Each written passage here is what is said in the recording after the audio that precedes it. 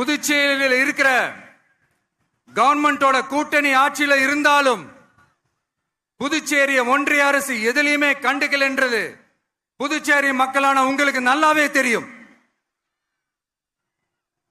மாநில அந்தஸ்து கோரிக்கையை மட்டுமா கண்டுக்கல, இங்க வளர்ச்சி ஏற்படவும் துணை நிக்கவே இல்லைன்னு கேள்விப்படுறோம். இந்த புதுச்சேரிக்கு இன்னும் மாநில அந்தஸ்து கொடுக்கல.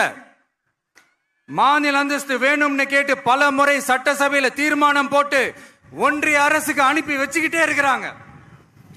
இந்த வருஷம் கூட மார்ச் மாசம் 27ஆம் தேதி 2025 அன்னைக்கு ஒரு தீர்மானம் போட்டாங்க. அது மாநில அந்தஸ்து வேணும்னு கேட்டு ஒன்றிய அரசுக்கு அனுப்புற 16வது தீர்மானம். புதுச்சேரி காரைக்கால் பகுதிகளில் மூடப்பட்ட 5 மில்கள், பல்வேறு தொழிற்சாலைகளை மீண்டும்